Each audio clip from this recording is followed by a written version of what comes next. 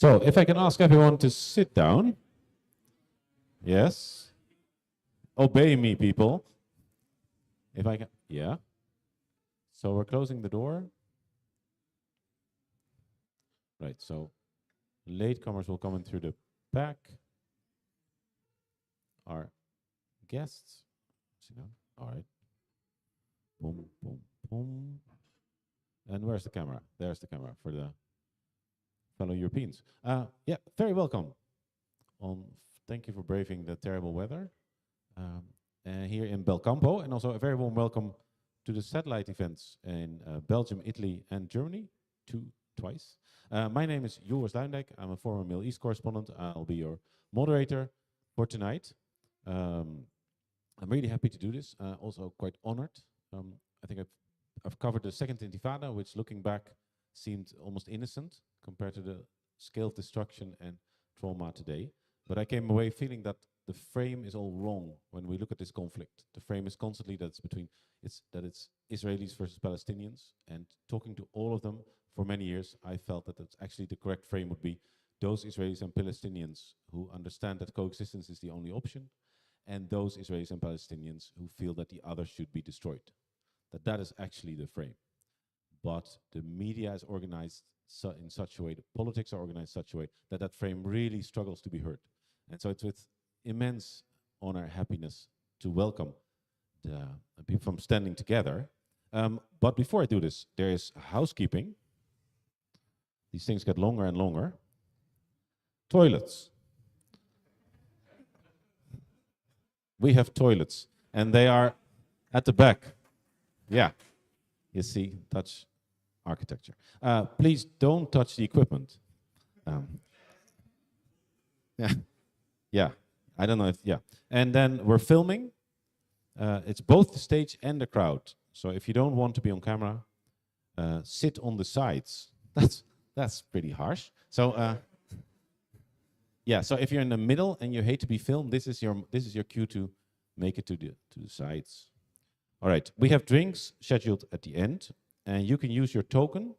That's a little thing you probably already lost by now that says Volt. That was given to you when you came in, and the refreshment therefore is on Volt. Now there's also some peacekeeping. I think we are going to have an interactive part. I think the best guiding principle is the biblical idea is treat others the way you would like to be treated, which in this case means address others you would like to be addressed. Democracy flourishes when people take sides. If nobody takes sides, elections become really useless. The thing is, the art is to take sides without dehumanizing those you take sides against. So it's perfectly fine to take sides, but do consider the possibility that had you grown up differently, had you had different experiences, you may have ended up on the other side. And there's always the possibility that other people know something you don't. And so the best way to find out whether it's the case is to ask them open questions. Now, that was the peacekeeping. Enough from me by now. The president of Volt Europe, Francesca Romana D'Antuono.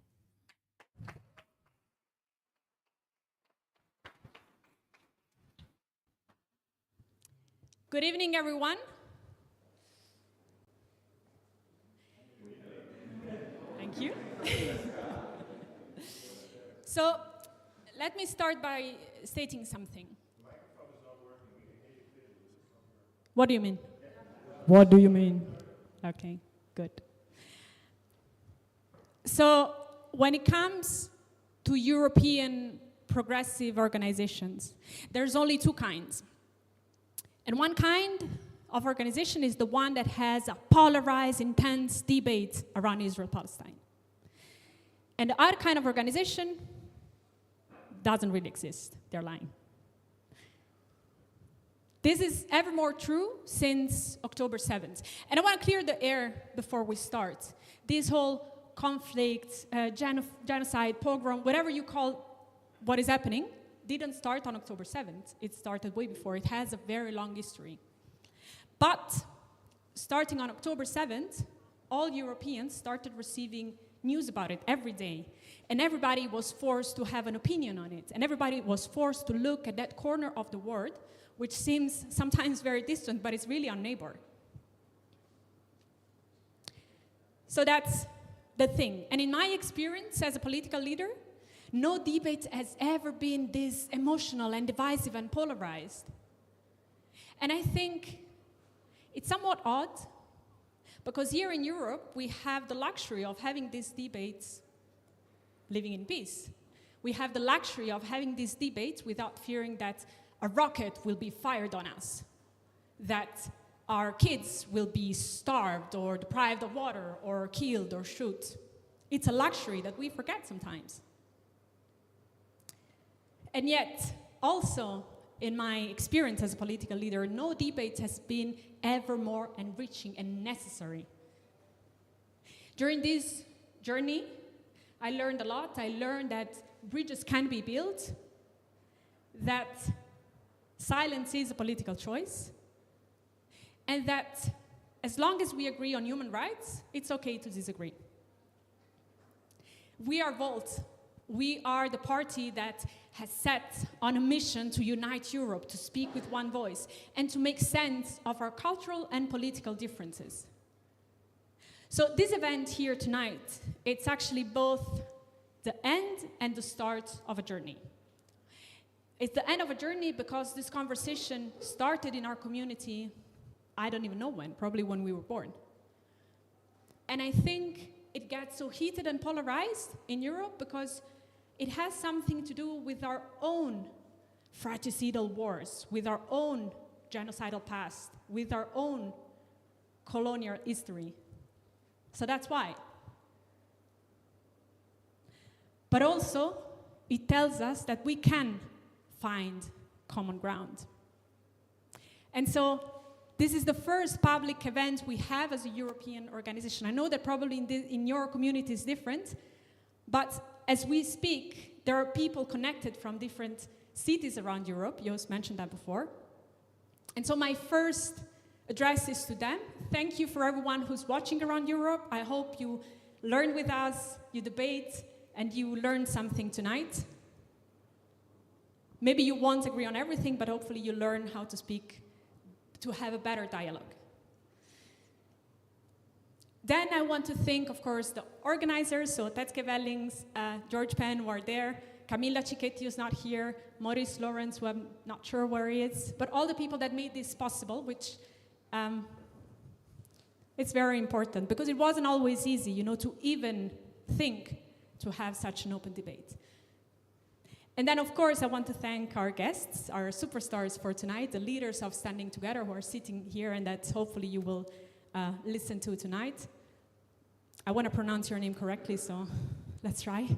Alon-Lee Green and Rula Daood. Okay, yeah, okay. But of course, I want to thank also all of you, because it seems like an event in a city, but it's really much more. It's the start. It can be the start of a deeper conversation that we can have. And so I hope you'll have the willingness to open your heart and your mind to different opinion and to engage in this super important debate. Thank you for being here.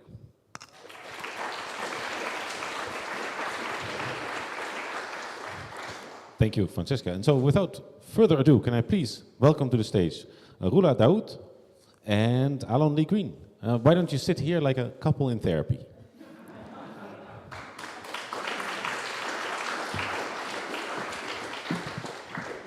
Yeah, that's perfect. Okay. And there are microphones.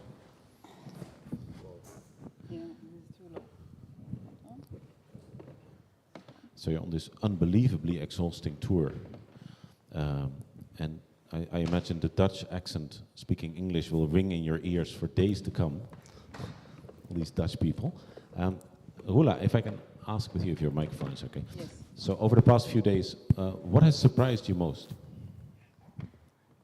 Well, actually, one of the surprises I had is the fact that bicycles think they own the street. As everybody cycles everywhere and they're rude to cars. Back home, it's a very different situation.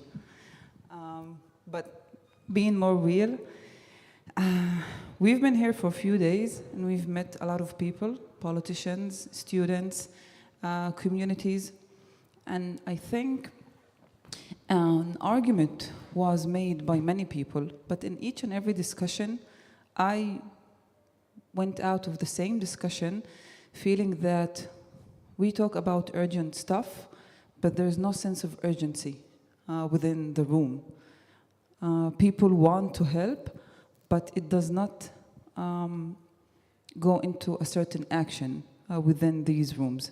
So I think this is one of the things I've noticed within, again, with meeting with a lot of people and also young people. Because the contrast can't be bigger than with your life, because as we sit here, you turned off your phone. You're now, at some point, you're going to turn your phone back on, and who knows what happens, because you're an Israeli, Palestinian Israeli. That was the right phrase, right? Well, many people call us many things. Palestinian citizen of Israel. Yes, Palestinian citizen of Israel. From the north. Yes. And so rockets have rained down on your family. Yes. For the last many months now. Yep. My mother's family come more from the north, a village called Ma'alia. It's much closer to the borders with Lebanon. My parents, my family live a bit more to the north of it, to the south of it, in a village called Kufr Yassif.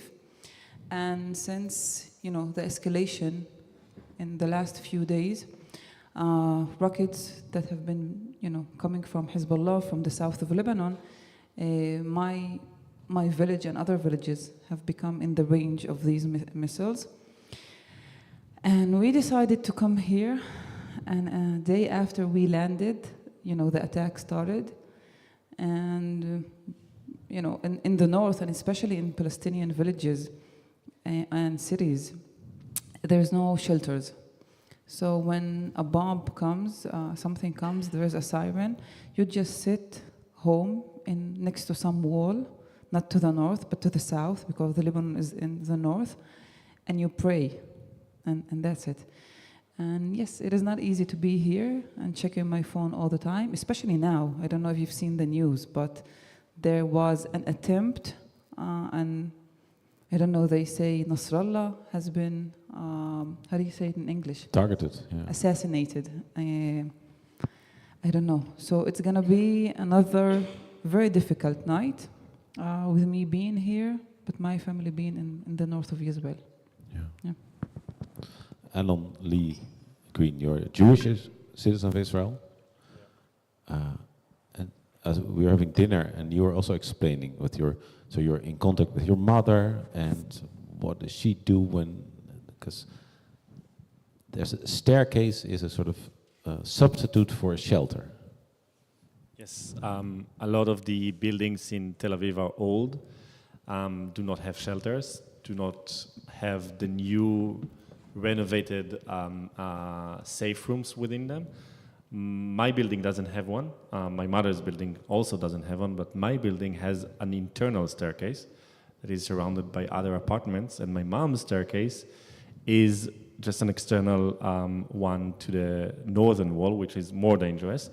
But yet again, when we speak about the missiles of Hezbollah, it's not the same rockets of Hamas that are basically a metal tube that can ignite itself to the sky but then just falls.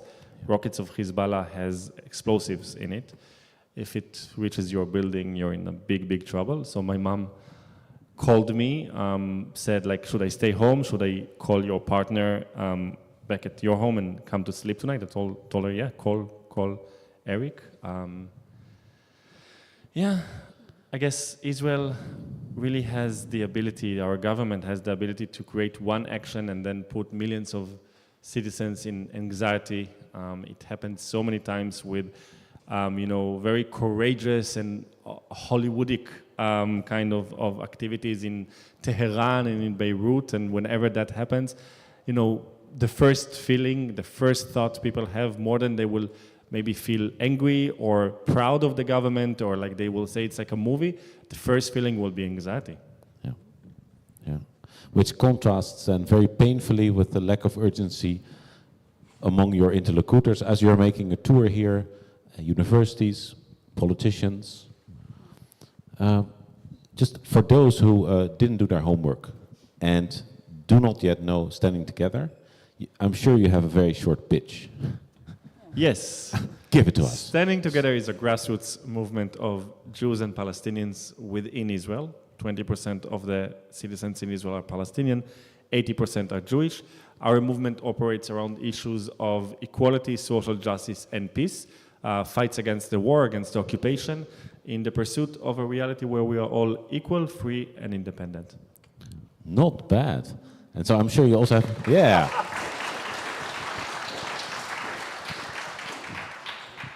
Yes, delivery is very smooth, but the content of the message is very important. So you're now making a European tour, sometimes you make an American tour, and it's the two of you. Mm-hmm. And so I'm sure you developed a routine. So who's the bad cop? I don't think we have a bad cop, good cop. We have... No, I think we have women start first, everywhere, always. We speak first, and then men. That is how we do it. And it depends on the subject and the people sitting in front of us. It really depends. I can be sometimes the bad cop, Alon-Lee can be sometimes the bad cop. But one thing is, when we do this, is the fact that I can stop and he can just keep on speaking on behalf of me, and he can stop and I can keep on speaking what he wanted to say. This is kind of a dynamic. Yeah, so you finish each other's sentences Yes. like a good couple. And sort of, if you could erase one misunderstanding among your audience, what would that be? Misunderstanding. One misunderstanding. Among our audience. I don't have one in mind. So I can say that we're not here to please you or entertain you or tell you things you want to hear or be animals in a zoo for you guys. We want your support. We want the acknowledgement that our movement and the people in Israel, tens of thousands and hundreds of thousands of Palestinians and Jews in Israel exist when they fight together for a different reality out of their shared interest. But we're not here to make you feel better about yourselves. And I think for so many times, our events or the questions that are being directed to us show that people care too much about the words that we choose or the words that they want us to choose, and too little about what do we actually do. So we are here, not as a consumerist thing. It's not that if you don't like the taste or the flavor of our product, you can put it back on the shelf and choose something else. We are here to represent the true us, and this is an Israeli-based movement that is aimed to transform our society for the sake of all the people that live on the land. Yeah. So, yeah. So it's humanism put into practice. Yeah, some part of it, yes. Yeah. But it's more than just humanism. Look, we come from a place where everything is political. The water you choose to drink is a political decision. The way you identify yourself is a political decision. When you ask me, how do you identify? I say I'm a Palestinian citizen of Israel and not Palestinian Israeli and not Arab citizen of Israel, because it is a political choice that is much needed at this time so that people can understand that I am part of the Palestinian people, which 20% of them live within Israel as citizens. 4.5 million live in the West Bank under military occupation. 2.2, I hope, in Gaza. And refugees, Palestinian diaspora.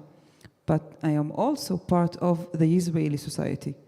So everything we say is a political decision.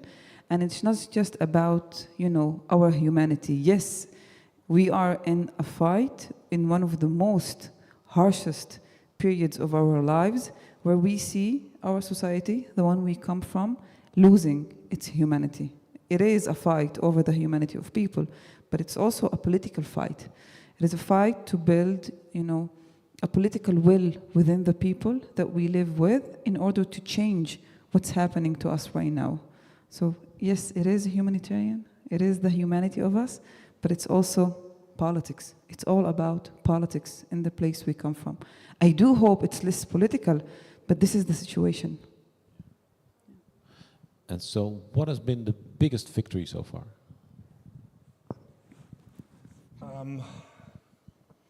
I think it will have to do with the humanitarian aid. It's a struggle that is ongoing for many months now. A struggle that started just after October 7th when basically the entire political system in Israel, extreme right-wing, center-right, center-left, center-left, said, now is a time of revenge. Now is a time to bring back Gaza to the Stone Age. No more water, no more electricity, no humanitarian aid. For many months, this wasn't just, an extremist slogan, it was a policy. After a lot of pressure and attempts from our movement in February and in January, February and March to lead aid convoys to the border of Gaza, convoys that were stopped by the military and the police 10 kilometers from the border, 3 kilometers of the border, at the same time that extreme settlers were actually standing on the border, demanding to enter Gaza to build settlements. They were allowed to get close. We were not allowed to even get close. After that, the pressure of the US kind of started to bear fruit, and humanitarian aid was beginning to enter, but the settlers said, no, we will not allow it. And they started blocking the aid. You probably all heard about it, building blockades on the roads, putting themselves in front of the checkpoints, not allowing the aid to pass. Then they escalated into setting those trucks on fire, spilling the food, sending the Palestinian truck drivers to the hospital. Even soldiers that tried it, the only time they tried to interfere, the soldiers were sent to hospitals because they were attacked by the settlers. At the worst day of these attacks, on how symbolic the Independence Day of Israel, they stopped a full convoy of trucks, of 8 trucks. They started at 8 in the morning. They celebrated. We said we will not allow you. Then they started spilling the food, attacking the truck drivers. You saw it, it's already 12 in the noon and police didn't show up. And you ask yourself, how is it possible? And now hundreds of people are there, and 6 at the evening, already the trucks were on fire. At midnight, you saw that it's still going, and no one is actually coming to stop them. The next day, we decided to start a humanitarian guard, to call to our members to join this guard that started standing every day in shifts between the settlers and the aid trucks and the Palestinian truck drivers, just blocking their ability to touch the trucks or to block their road or to attack the drivers. At the beginning, it was extremely scary because the police didn't show up and they had knives and really are, hatred in their eyes. But then after a week and a half, police started to come because it was a dispute and violence between Israeli citizens and other Israeli citizens, and they started to show up. After a month and a half, they showed up in the morning without us even being there. And since May 24, all the trucks have been able to go freely without settlers attacking them. In August, we started the 3rd round of this campaign, and it is to collect aid, food, baby supplies, hygiene, shampoo and soap, because there are a lot of diseases in Gaza right now because of the lack of running water. And we called upon citizens in Israel to come to Palestinian towns and cities in Israel. We weren't allowed to do it also in Jewish cities because the police could not vouch for our safety. And we thought we were going to have 4 trucks full of food. We ended up with 400 trucks. Tens of thousands of people joining this celebration of life. And I think this rolling story of us insisting not only that Palestinians will have the ability to survive in the most basic way, but also insisting on our humanity, I think this is a win.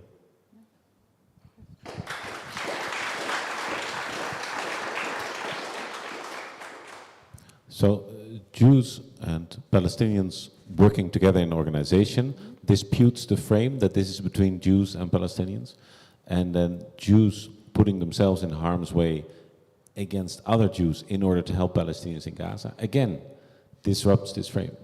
You must meet with a lot of hostility. Both of you, I imagine. Yes, the answer is yes. Look, at times of war, at times where you have a political atmosphere that is going more to the radical right, and at times where you have a war and you literally have ministers in the government who have fascist ideas, who speak about them in a very proud way, ministers that wanted to drop an atomic bomb on Gaza. Some of them want to throw all of the Palestinians to the sea. These are the kind of ministers that we have. And even there was one minister who one day, I think, celebrated on live camera the death of Palestinian people. These are fascist ideas. And at times of war, when you live in a society that lacks a leadership that can give any kind of a competition to the people, people will listen to just one voice, and they will unfortunately follow that voice. And that is one of the things that's happening right now in our society, inside the Israeli society. And when we, especially after the 7th of October, started a campaign, went out to the streets, said 2 days after the attack of Hamas that it is a time for a deal, a political deal that can stop this war even from happening and bring back the hostages, people thought we were crazy. We were not very popular with our demand because people wanted revenge. So, but we weren't really about to stop. So we went out to the streets and we started campaigning. We called out for a ceasefire, for a hostage deal. We went out in demonstrations. We had solidarity guards in different cities all over the country. We worked with students who were persecuted within the campuses, and we were able to bring a different voice as Jews and Palestinian citizens. And some other messianic, lunatic people didn't like that. They didn't like the fact that we, people took responsibility for their society. There was no violence within our cities, especially mixed cities, because our government really wanted people to go out and start beating and shooting one another, but people took responsibility for their lives. And some people do attack us, attack our agenda, attack us in a more private way. After the 7th of October and with our campaign and message, we had threats over our lives. We had to, some of us, leave our homes. We had to leave our offices. Right now we have, measures of security also, because there are voices that are very radical, that nobody is really stopping them. What's happening within the security and the police in Israel is that it became, one arm of Ben-Gvir. And Ben-Gvir is a fascist person, and he says that out loud. He doesn't care. He's a minister in the government. Yeah, he's a minister in the government. And what he does is that he basically makes the police work for him. So when we go out to demonstrate for a ceasefire, for a hostage deal, we get attacked by the police. When the families of the hostages go out to demonstrate, which they do each and every week since this war, the beginning of this war, the police attack them, they beat them, they arrest them. It's a direct message towards people who want to do something different from what the government is saying right now. So yes, we get attacked, but it doesn't mean we stop. Yeah, you've been around since 2015. Clearly this is the hardest time so far. Is the response and the nature of the hostility different depending on how you identify? Do you receive different kind of responses because you're Jewish and you're Palestinian? Yes, of course. I think one of the most obvious things that happened really after October 7th was a very strong sense of revenge and a need to call to act against Palestinians of the Jewish society it came. And then out of the 20% of the minority society in Israel, the Palestinians, a very strong sense of taking down your head, being afraid. All of you, all of my friends that are Palestinians in the movement, they said they got phone calls from their parents, told them, listen, this time the master is hurting, be quiet, don't say anything.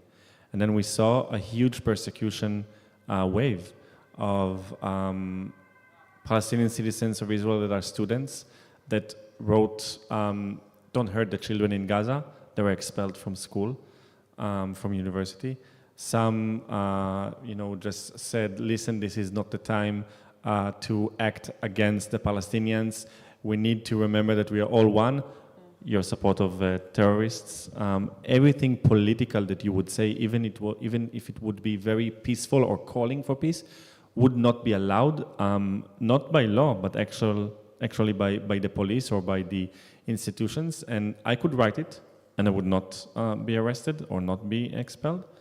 But more than that, there were hideous and terrible stories, especially in universities and in public workplaces in Israel, of nurses, for example, being fired for showing a picture of a Palestinian baby that was killed in Gaza, saying Allah Rahmo, or like God bless his soul, and then being called for a hearing, being fired. The Minister of Health would write, this is a just, we will not allow the Palestinians in Israel to support terrorism. And then a Jewish nurse would write, flatten Gaza, there are no innocent people in Gaza, kill them all, let them burn, and nothing would happen. And I think this is something very clear about our society, and I would just want to add, and to connect it also to the political violence and the atmosphere in Israel. I think that if there is an existential threat to Israel, to the society in Israel, it's not the external one. It's not by Hamas or Hezbollah or Iran. Israel has a very strong army. Israel has a very sophisticated army. Israel has the ability to really push back all of these threats. What we cannot push back and what will bring our demise is the internal forces that push us to lose the basic humanity of our society, that push us to turn into places that are no return from, and also to be turning against each other in a way that we look for enemies, and then eventually we will find a lot of enemies. So we're in Amsterdam, a city that lost 80% of its Jews, and a deep scar until this very day. I live opposite the school of the Torah. Every morning I step out, I look at the sky, and I think, okay, so until 1941, little Jewish children were seeing the sky. And so I think a lot of Dutch people not connected to the region feel a deep affinity with Israel. And they feel that supporting Israel, come hell or high water, is what you do in order to sort of repay the debt of the Shoah. And so what would you tell those who think they help the Jewish people by supporting Netanyahu? I think that's a question for you. That's a Jewish? Yes. Okay. Wow. I do have an answer, but I think it's a question for you. Okay. You're a real couple. Listen, we just worked together for so many years. It's a very good question, because I understand the urge to stand by the Israeli people. I understand the urge to stand by the Jewish people. I want it to continue. I actually think it's an important part of making things right after so many decades that still didn't erase the memory and the trauma and the feelings.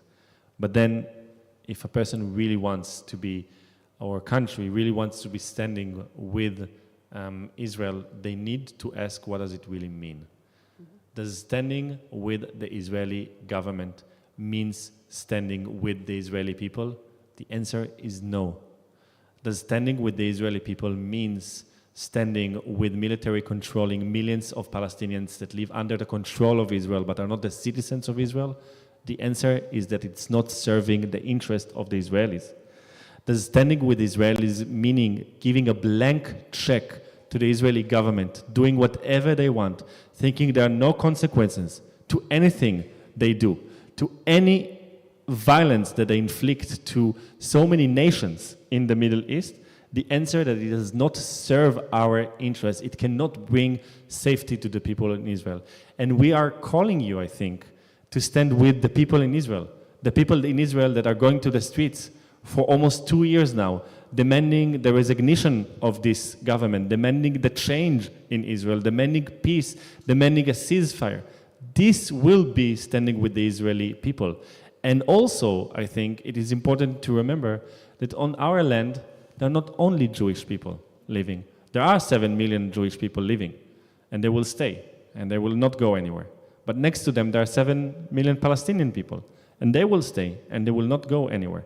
If you really care about us, you need to help yourself and us understand that at this point, our fates, our futures are intertwined, they're dependent on each other. Our safety is dependent on Palestinian freedom. Palestinian freedom is dependent on Jewish safety, and helping us reach this place is the only way forward. Any kind of, waving a flag of Israel and shouting Am Israel Chai, maybe making yourself feeling good about yourself, is not helpful. It's symbolic, it's semantic, and it's just like, not what we need right now.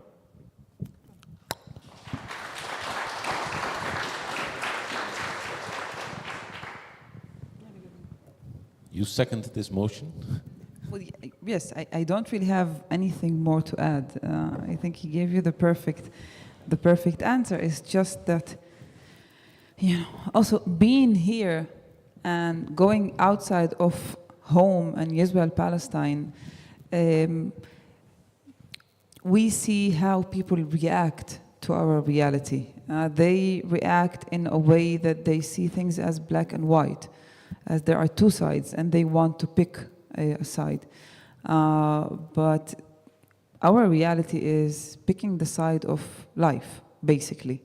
Right now, back home, there might be, again, a horrible night. We've already seen the horrible news from Beirut. Gaza is still under the bombing Gaza each and every day. More people are going to the shelters. And if we look at it as black and white, as all of these people are their governments and all of the people in Gaza are Hamas, or all of the people in Lebanon are Hezbollah, it means that everybody should be terminated, and that's it. Yeah. But it's not. There's a huge difference between people and their governments. And when we talk to people in here, people do not make the real, differentiation, and we ask them to understand that there's a huge difference between people and their leadership, and we need them to fight for the people who are living back home. Thank you. Let's widen the scope a little bit and bring to the stage Marika Koekoek, who is a member of parliament for Volt in Dutch parliament. Yes, you can applaud. And as well as Anna Torenberg, member of the European Parliament for Volt. I think we have plenty of microphones. And so, Anna, if I can start with you, what goes through your mind as you listen to the stories? To be honest, I'm very happy to listen to you, because it's a very, very complicated matter. And while I'm just elected in Parliament, immediately when you're elected, you have to have an opinion about a matter that is so complicated. So for me, it helps a lot, I can tell you, to hear your stories and to see what we can do, just to talk with Alon during dinner about the things that are necessary at this moment, that politicians can do, society can do. So I'm happy to listen and to see you two together, to see that there are possibilities. And Marika, so how is your emotional temperature as you, because I cannot listen to the two of you without having this blend of the powerlessness, anger, sorrow, sympathy, compassion. It becomes this cocktail, and then I have to come up with questions. But you didn't. You could listen. So, what went through your mind? So I think I felt similar emotions, and especially because I think what you described as the luxury of being here and having an opinion, and especially the luxury of having a bit of a black and white opinion, that is something that I also have to be aware of not having one, of being open enough to, at the same time, make decisions, because that's my job as a politician, but as well remain open and empathetic to every story. And I think that is the most difficult job sometimes when you're in politics, because I feel all those things and then I have to put them into action. And I think, Joris, you mentioned picking sides when you in your introduction, and that is what politics in the end is about. And I think what we need is connection, to have the trust that in the end the decisions that are made are done for humanity, are done for the side of people, of life, of international law, if you will. But that is the struggle that I feel, that we do in the end have to make political decisions that sometimes the nuance is lost. But we do have to do the right thing. So the thing, it says, what should Volt do, what can Volt do? What do you want from these people? Yeah. What do you want? I think we do want your support and help. One thing that can be done is with seeing that what's happening with us back home, the war we are living right now, is an international issue and everybody has an opinion. We need you to amplify our voices. We need you to bring our stories to different people so people can understand that our reality is not the black and white that they see it. We also need you to have political pressure also in here on your governments that can help put political pressure on our government to understand that we need a ceasefire. The first thing that must be done right now is to stop the killing of innocent people. Too many people have died already.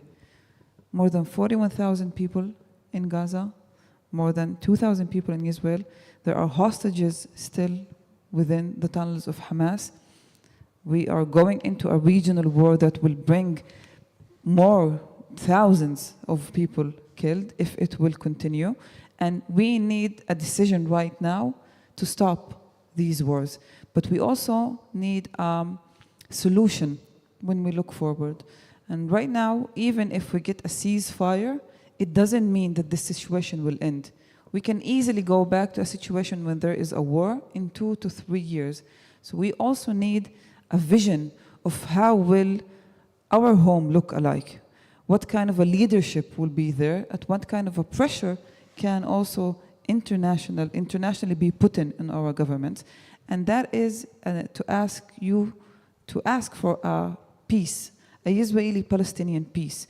Because only when we can get to that place, we can ensure the people living in Israel Palestine security and yes, independence. So we need an immediate ceasefire, but we also need a vision of peace where people can live in liberty, in freedom, and in security.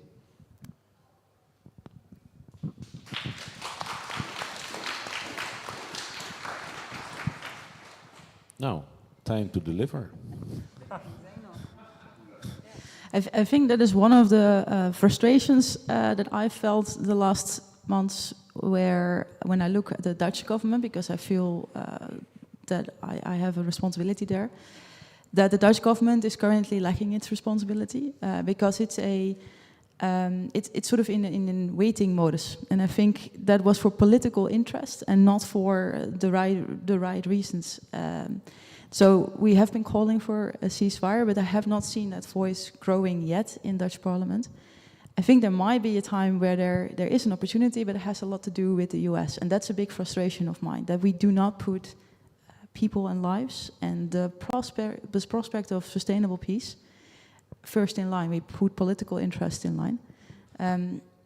That is at least something that we as Volt in Parliament will try and put a voice against.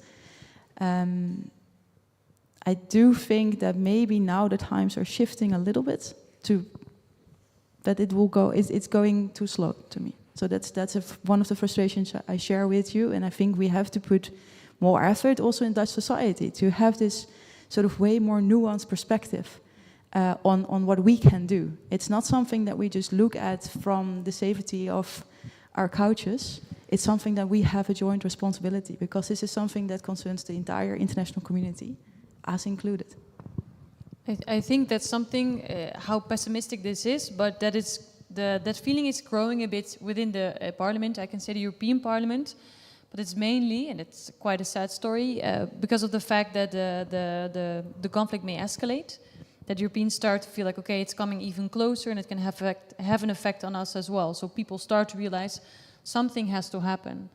So what you can do within the European Parliament is that you can definitely amplify those forces. The European Parliament has stated we wanted to have an immediate ceasefire and release of all the hostages. So that is said, but it has to be said again and again and again to make sure that it doesn't fall off the table.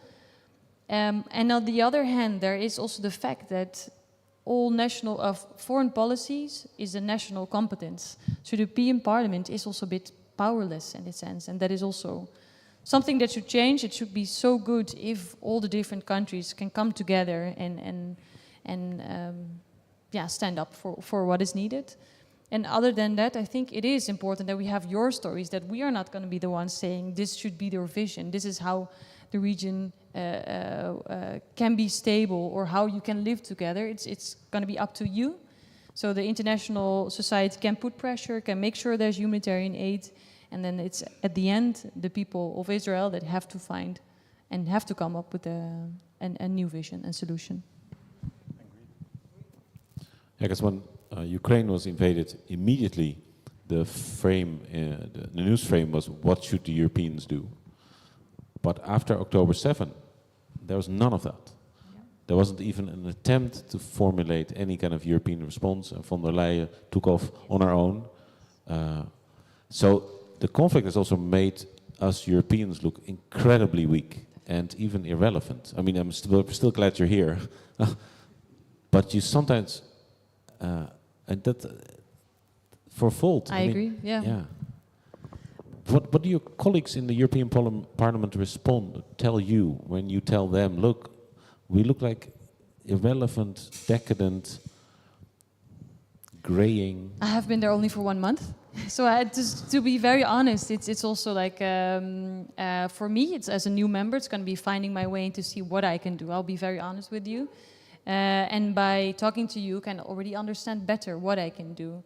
But you can feel that it's a topic that people try to avoid. So Ukraine is always on the agenda, and what's happening in Gaza is not always on the agenda. And the topic also becomes polarized, again, in parliament. You can make a resolution within European parties, but then it becomes a battle, like what should be in the resolution, rather than we all should stand up for human rights and some action has to be taken. And I think that's a problematic approach, but definitely the fact that we always say, a generation in Ukraine gets lost, but we don't talk about the generation in Gaza that gets lost. So it is, of course, screw. Yeah.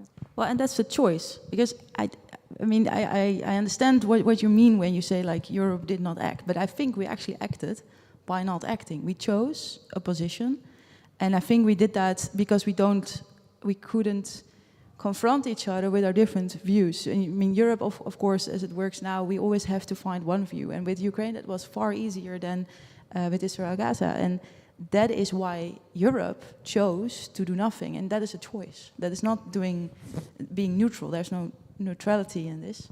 And I think that is actually really significant, because we are the continent that has or should have a voice in this. And we are lacking. And that is a choice. And I think that really has to change. And well, of course, Anna and I will try and do something about that, but let's be modest enough of what fault is. But that really has, we cannot get away as Europe with saying, well, we couldn't do anything because, well, whatever reason. We acted. Our neutrality or our absence in this discussion is a choice. I want to say that I think maybe a message that can be healthy, both to you and to people that care about the topic, that want to be active around the topic, is that we should all stop feeling so fragile around this issue. You know, being so cautious not to stepping on any toes, or not, you know, being anti-Semitist when we say free Palestine, or, you know, maybe also to the Jewish people in the crowd, not feel that it's against us when I see a Palestinian flag in an apartment. It is not anti-Semitism. Even when people call to boycott Israel, which is something I might not agree with, it is not anti-Semitism. We need to remember that there are a lot of forces at play that try to weaponize, a lot of the real problems in some parts of the discussion, the anti-Semitism, the Islamophobia, and this is not something we can allow to make us paralyzed. It is not something we can be allowed to us to be silent in a face of human horror. 41,000 Palestinians have been killed in Gaza. 15,000 of them are children. This is not too complicated. It is just not too complicated. It is very clear. It should be very, very clear. And in this face of this reality, we should also be able to remember something that for us is very simple, and maybe it is a call for you. If we, Rula and I, and the 6,000 registered members in our movement, the 10,000 of activists in our movement that are both Jews and Palestinians, under the circumstances of political violence, alarms, tragic and grief and you know, trauma that is daily, if we are able to say, ceasefire, stop this war for the sake of the Palestinians living in Gaza, and free the hostages, it should be also possible for you guys to do that. If we are able to say, end the occupation because millions of people cannot live under military control of a country that is not their country, and because it is the only way to guarantee the safety of Jewish Israelis, it should be also possible for you guys to handle it. If we say that Israeli-Palestinian peace is a solution that we ask to rally around, to build alignment around, to be building power around, it should also be possible for you guys in a land that is quite far from our land to also do that. So I think you can move forward from the place of being paralyzed or being so cautious or being so fragile. It is possible to create a very constructive discussion. It is not a middle ground. It is not, you know, not picking side. It's actually picking a very clear side, and we expect you to do so.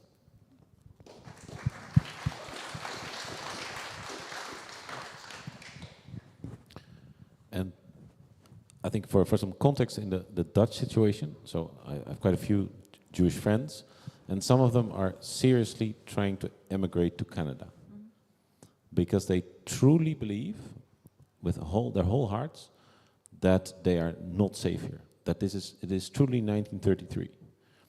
And I think so one reason why some don't speak out against the Israeli government, because they feel, so non-Jewish Dutch people, they feel that by doing so, they would aggravate that fear among Jewish Dutch people.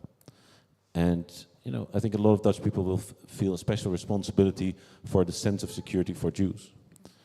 And so they're trying to help their fellow Dutch Jews by not aggravating their fears, but that plays into the Netanyahu agenda. What do we do?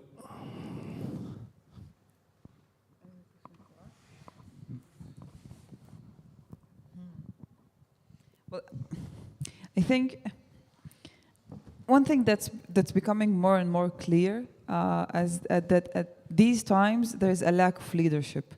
There's no leadership telling people what to do, no leadership telling people how to act, no leadership trying to even open a room for people to speak about what they are facing right now. And Alon-Lee has already said it.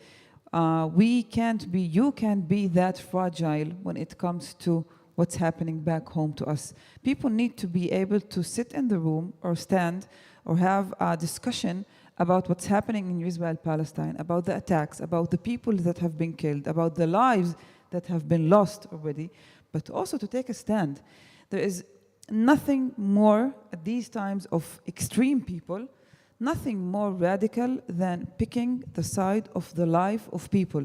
And nobody is doing that right now. Everybody is sitting in their own, comfort zone, being afraid somehow. I do not want to be discussing something political that is far away from me, or I don't want to say something against the Israeli government because maybe they will say I am anti-Semitic. These ideas will not help us, and even you, to be able to form a stand, to take an action.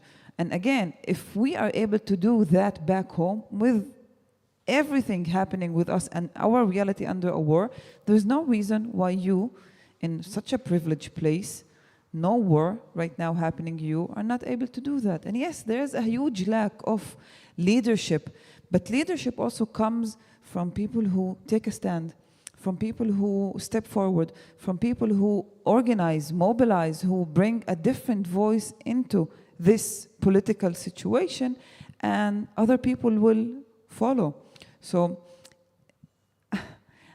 I'm trying to wrap it up without shouting at people or being negative, but I think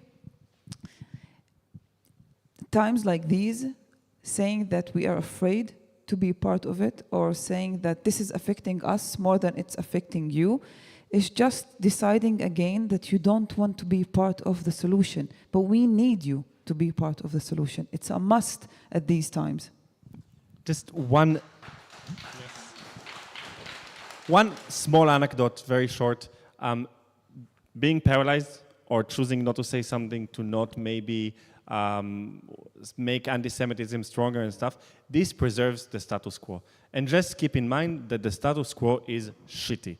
It is shitty to Jewish people as well in Israel. It is less safe to be a Jewish person in Israel right now than it is safe to be anywhere in the world. We die more because of violence, and it is something we need people to talk about. So don't preserve the status quo, demand to change it.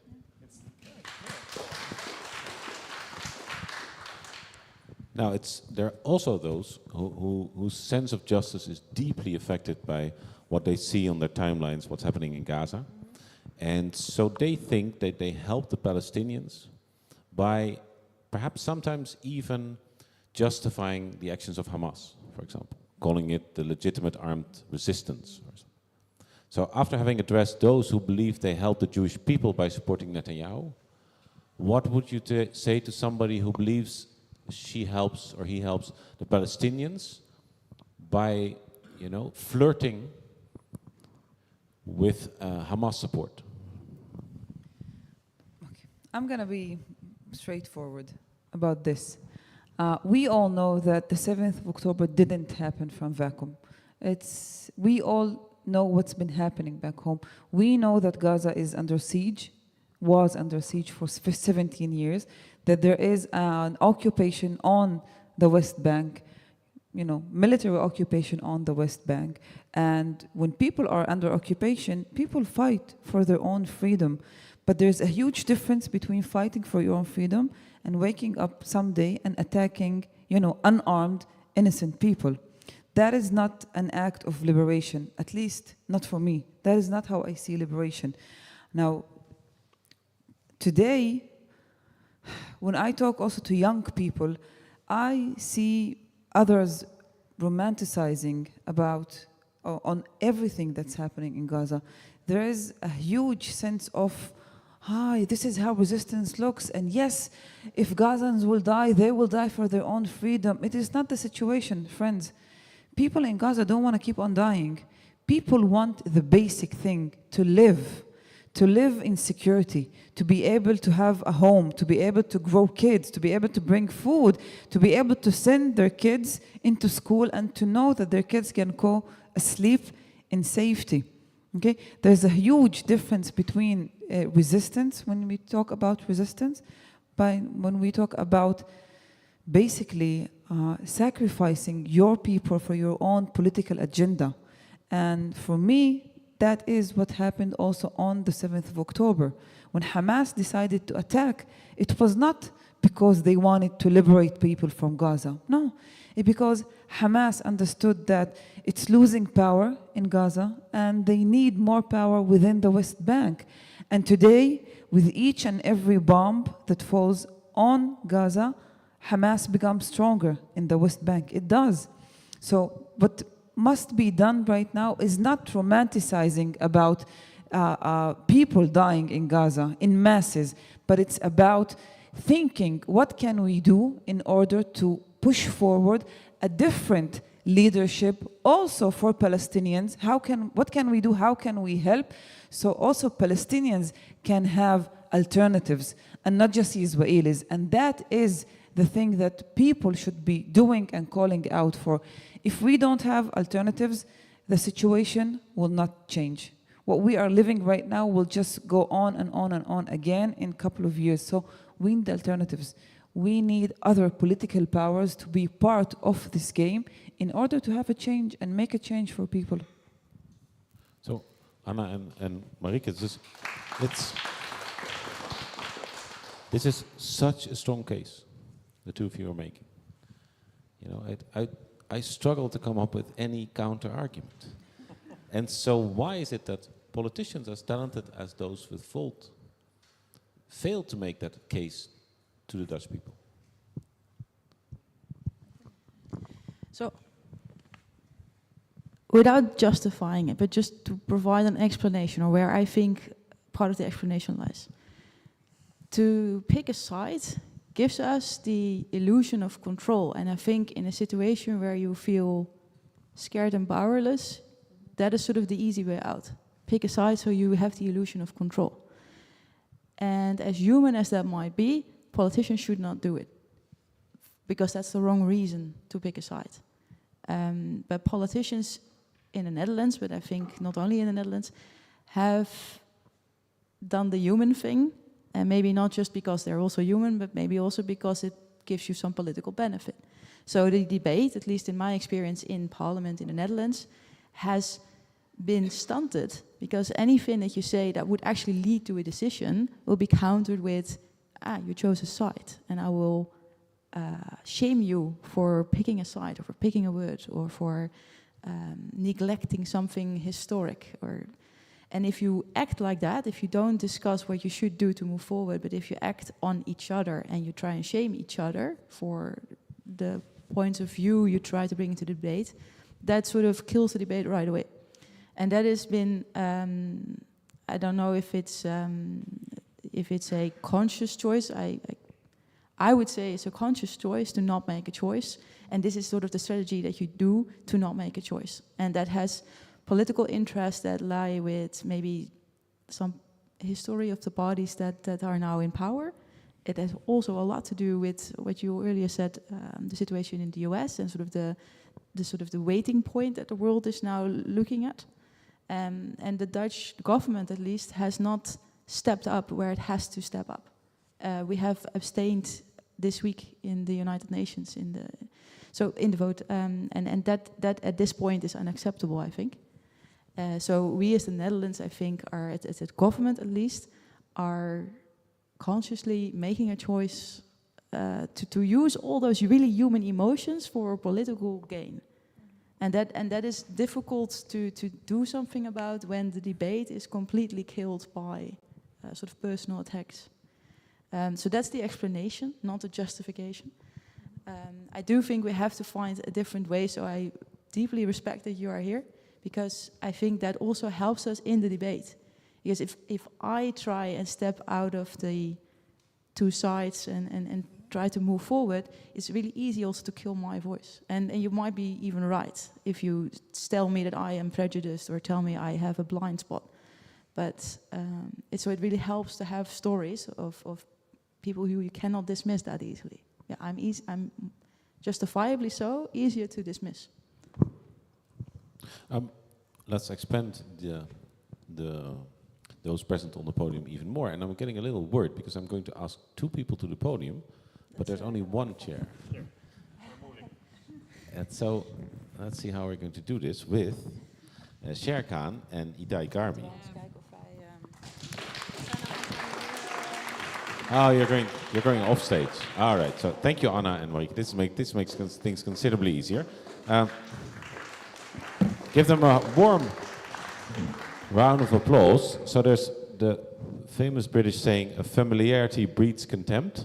but you're actually proving the opposite with your organization Bekend maakt bemind, so known makes loved. I think this has been the... Sherkan, Itai, you're both councillors in the Amsterdam municipality. And so I think for those who still don't know your great work, you're basically doing in the Netherlands, in some ways, less glamorous, what the two of you are doing in the region. Tell us about Known Makes Loved.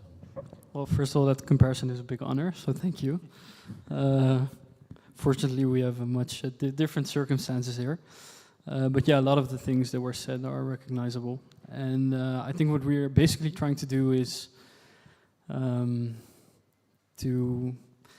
make sure we talk to each other, we are curious to each other, we try to understand each other's different viewpoints, and to ensure people in the city, but also in the rest of the Netherlands, meet each other and open up a conversation to understand different perspectives, especially on a topic like this that brings out a lot of emotions.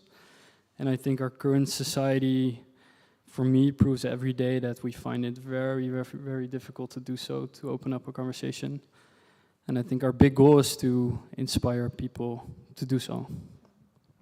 Because Cher, you have on many sort of different ticks from Itai, and so you're in the council for Denk, and so your background is Muslim, if that's those, and so your affinity would be more with the Palestinian side, provided we still think in sides between Israel and Palestinian, and for Itai it's the opposite, and so you tour schools, right? That's one of the things you do.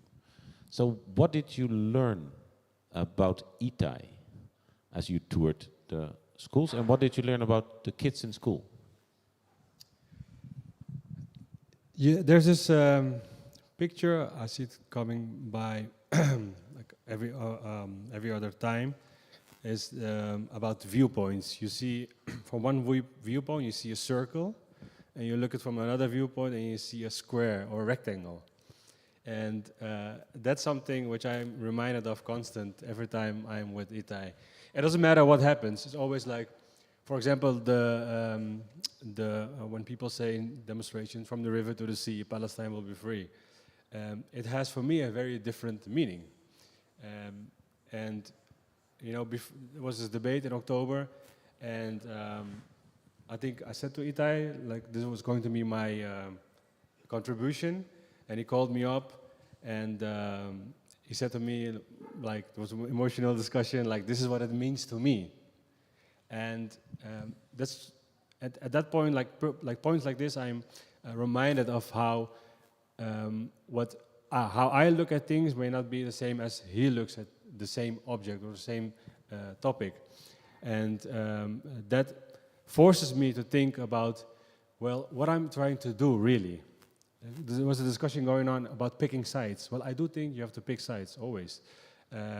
My viewpoint, the way I grow up, I think you said it correctly, is by being pro-Palestinian. But what does that mean to me? Pro-Palestinian is not like watching a football game. It's Ajax against Feyenoord. Pro-Palestinian, I am pro-Palestinian because I saw from a young age how there's this injustice whereby people... I'm not from a Palestinian background, I'm not Arabic, my parents are from Pakistan, but I saw a certain connection there. Also how people from Pakistan or other places in the global south are treated. And that injustice was the thing that attracted me to the Palestinian cause. But what is that about, that injustice? If you see injustice, you want to plead for justice. You want to plead for human rights. And that what means when I say I'm pro-Palestinian. For me, it means being for human rights. And that is the only side I think we can all agree on, and that's the only side we should all share behind. Because when I say I'm for human rights, it is in itself, it means I'm also for the human rights of Jews, for Israelis. I will never say, like, for example, I do think that the Palestinians are fighting a just anti-colonial struggle. But that does never mean I will say, when Israelis are killed, free Palestine. No, I will condemn that. And I've done that like consequential. And that is what it means for me to say pro-Palestinians. Actually, I'm saying pro-human rights. And by picking that side, we are creating a very big coalition because it doesn't matter for me if you're left, right, conservative, progressive, because human rights is not for one certain group. We can create a very big coalition against the real enemies, which are the extremists that don't believe in human rights, who believe in racism, which believe in dominance of the other by one people against the other people. So that is what I say when I say you need to pick a side. That is the side, human rights.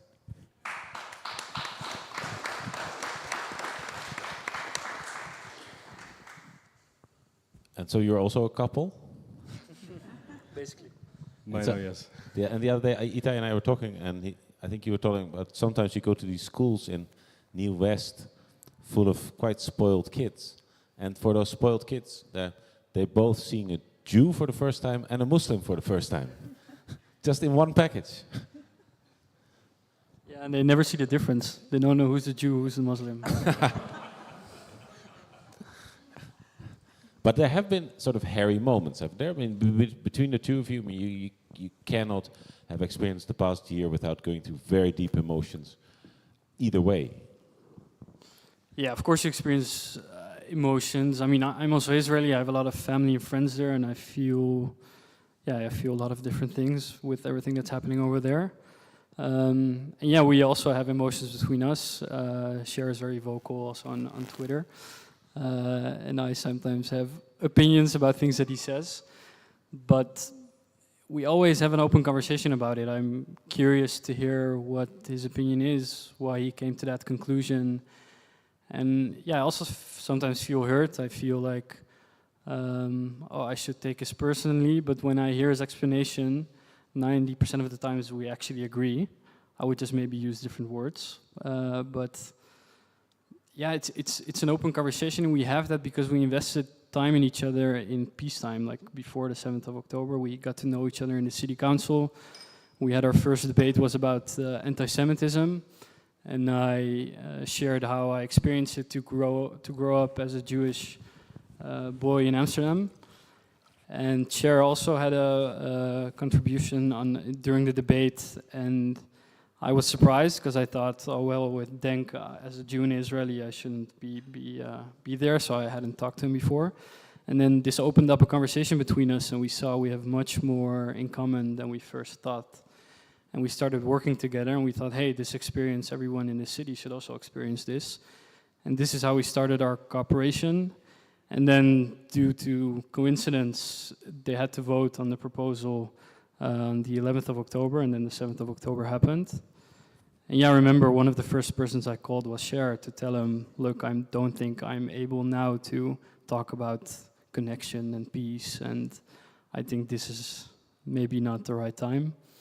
And we talked about it, and he said, yeah, this is the moment to stand there and show compassion and connection. And like Cher said, human rights, every conversation that we have with children, they always ask us, are you pro-Palestine or pro-Israel? Like it's a football match, and we always answer, we're pro-human rights. And that means that's the basis where we start our thinking. And then you can have differences on one state, two state. It doesn't really matter if your basis is human rights, because they apply to both peoples. And that common denominator we try to share with everyone that we talk to. And I hope it works. You could perhaps say that there's sort of paralysis on all these levels, like the paralysis in Europe, and then there's paralysis on the national level, there's paralysis in Volt. There's still no real position Volt, but there's also paralysis on the micro level between friends who have also sometimes, I think in many cases, decided not to talk about this, and some friendships have actually frayed or ended because of all this. Cher, because you gave that fantastic example of pulling Itai back from the brink and continue to do the great work. What advice would you give someone here in the audience or watching whose friendship has ended or has been really damaged by different opinions over this conflict?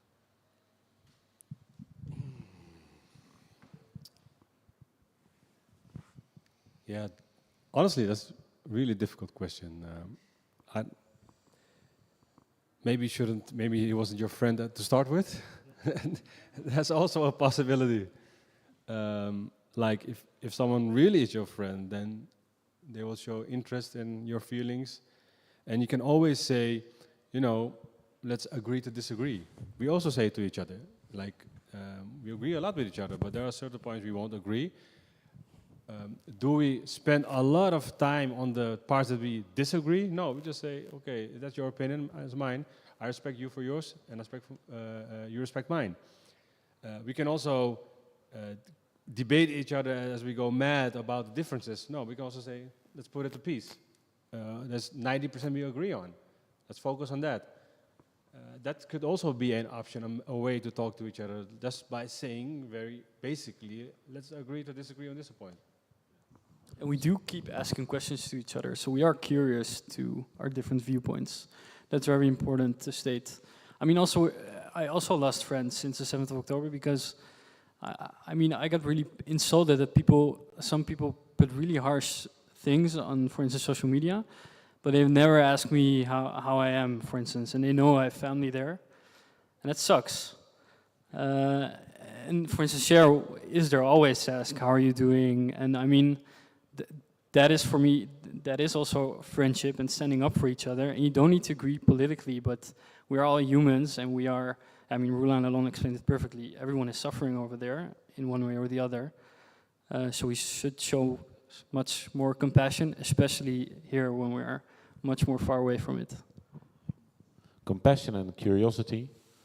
And in the back of your mind, if we want Israelis and Palestinians to start talking and solve it among each other, then here in Petting Zoo, the Netherlands, we should definitely be able to find that courage. All right, this is the second panel. Now time for the second panel. In my briefing, it said there's now room to be vulnerable. Scary. And for that panel, I'd really like to invite to the stage Francesca Romana D'Antuono, the president for Volt Europe.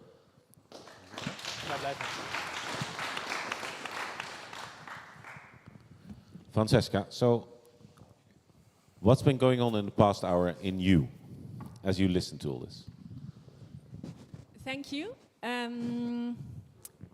So let's bring a bit of energy, because there's room to be vulnerable, but also we don't want to fall asleep, and I feel these couches are very comfortable.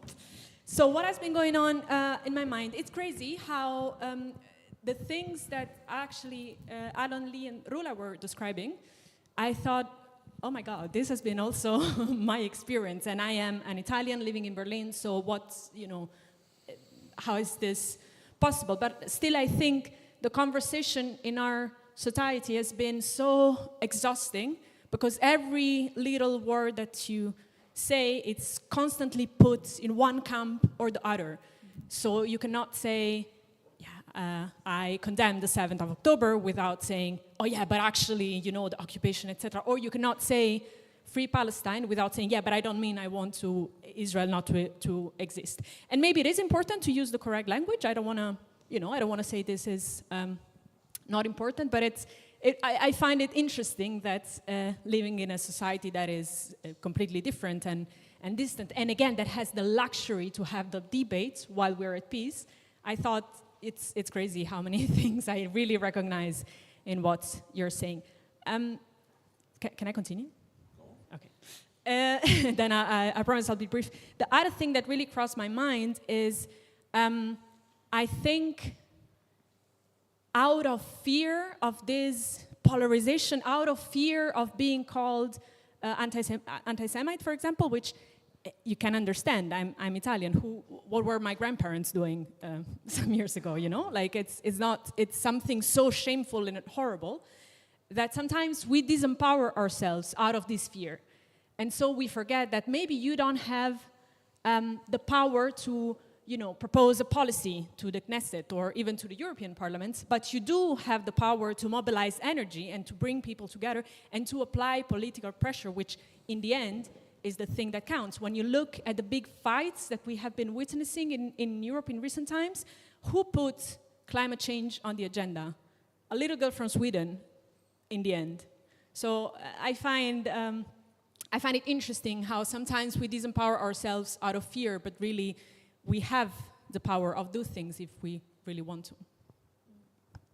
And at the same time, it seems that the vocabulary is lacking. So if you want to talk about this conflict, it's almost automatically you end up continuing that frame that this is between Israelis and Palestinians. So the side doesn't even have a name. This your side.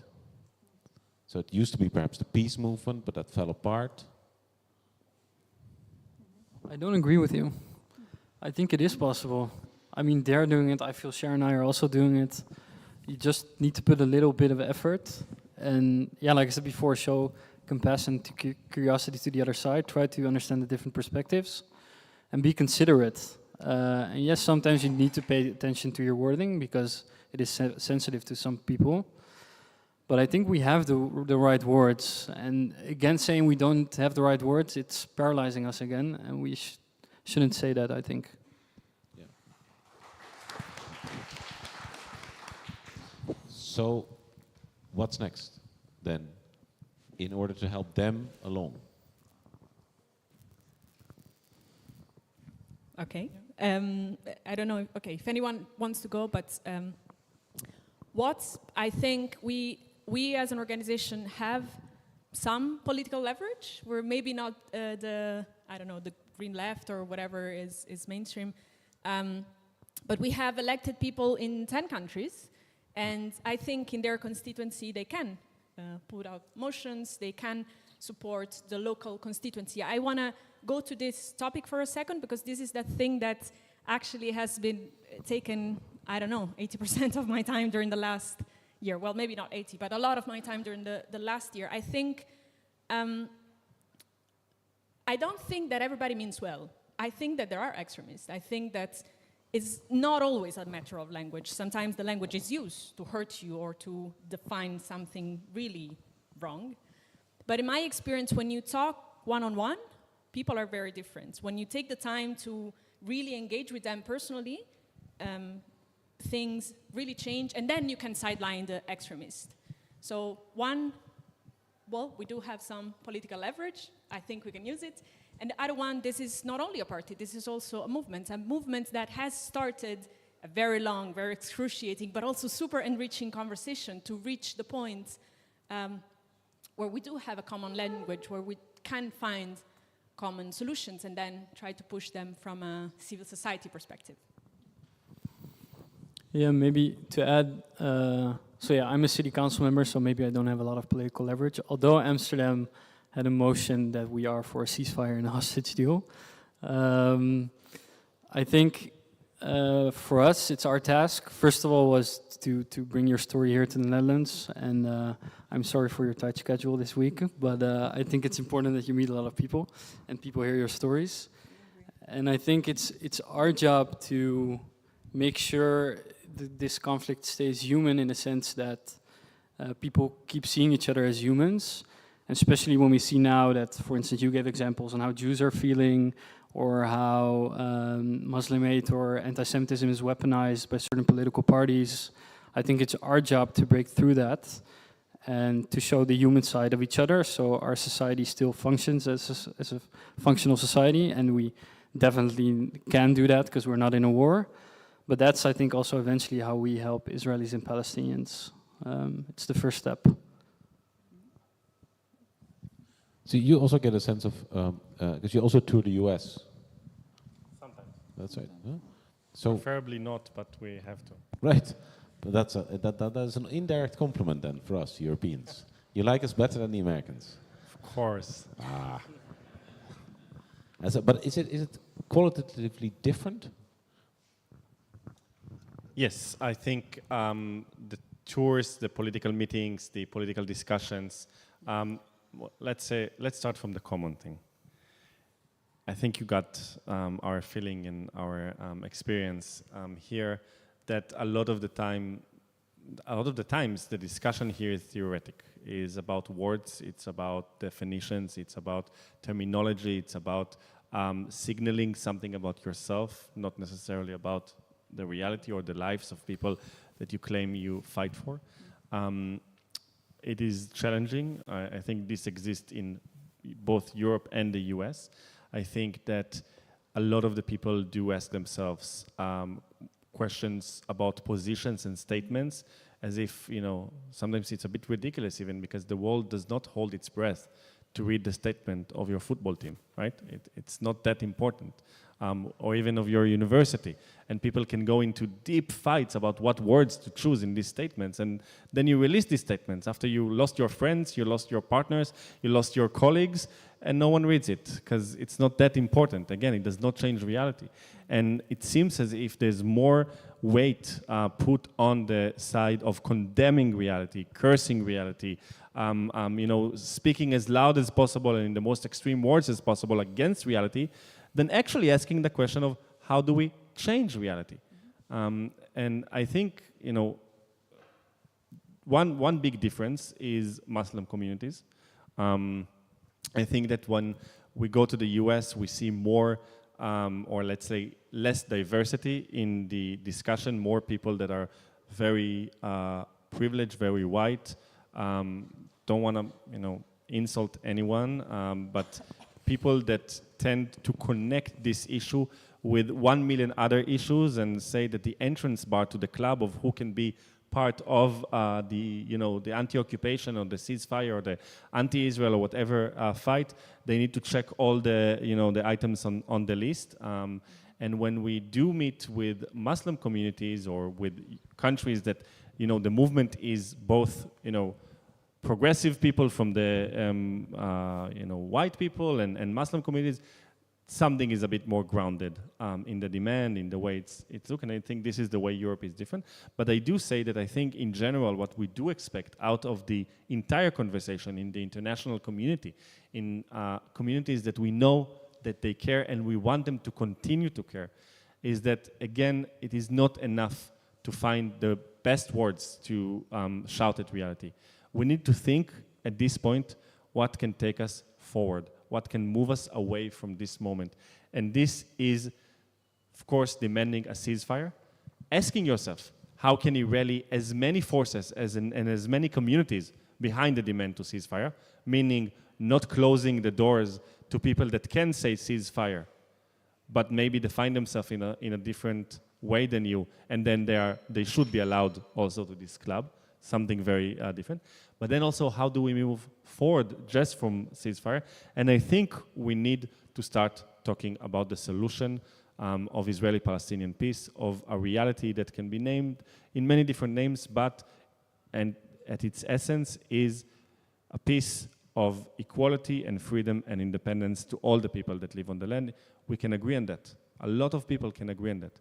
So let's build the political force behind it.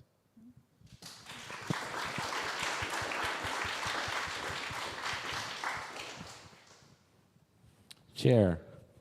So, I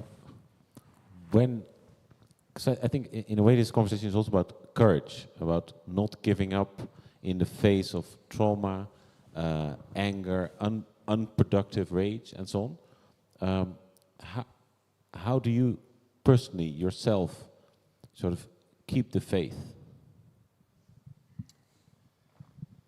First of all, when you do something good, when you strive for justice, I don't think you do it because you think you will succeed, per se.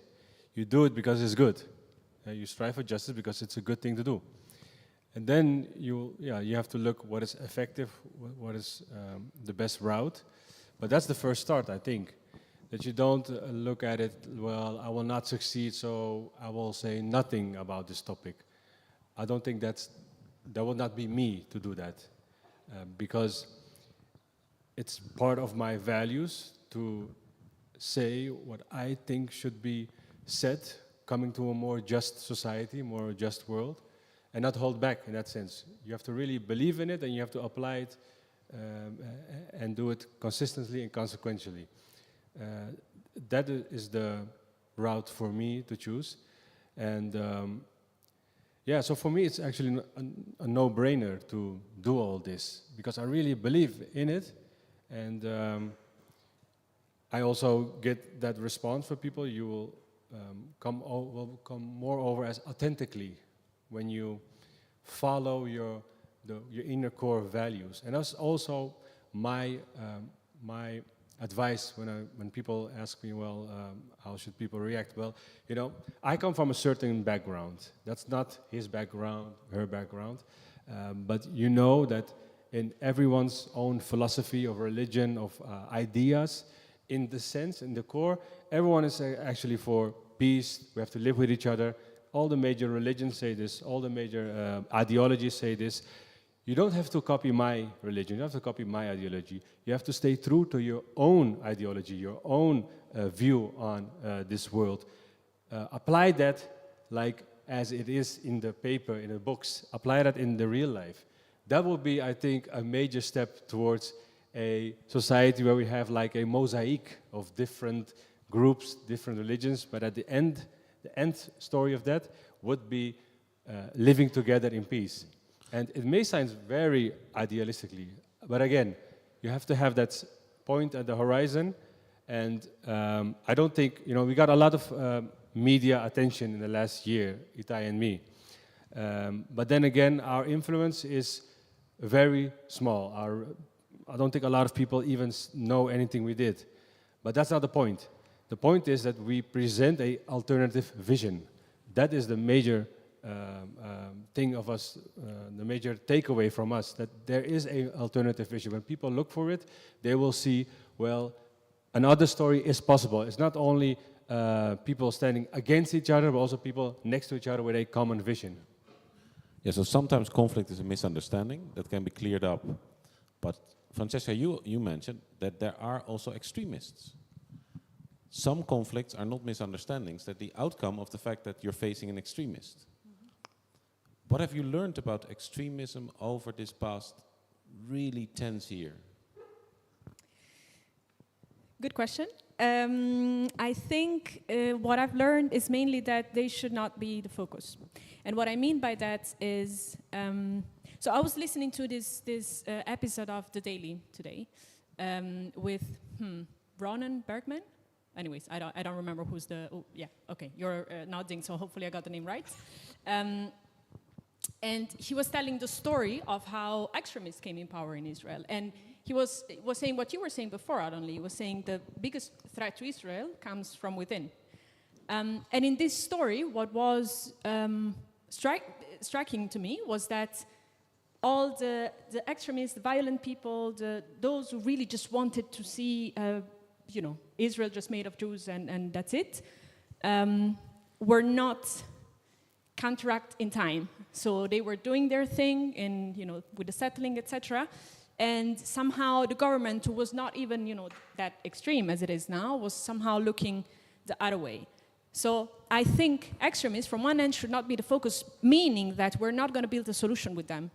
But the majority is not extremists. The majority wants to talk. The majority, people want regular things. People want to live, prosper, be happy, go to school or whatever.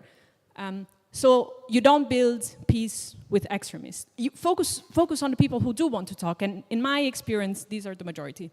They are sometimes a little bit more scared, but you can do this. The other thing is, at the same time, although I don't think they should be the focus when you build the solution, I don't think extremists should be given a free pass because it's hard to deal with them. Sometimes you have to do the hard thing and, go there and deal with them. Actually, if I may, I'm going to take a second to thank Itai, which I forgot in the opening of the event, for helping us creating all of this, because a big reason why we're here is because also Itai made it possible. So I would very much rather focusing on the Itai of this word, the share of this word, the Rula, the Alon-Lee, than those who just want to disrupt the conversation and not really have it.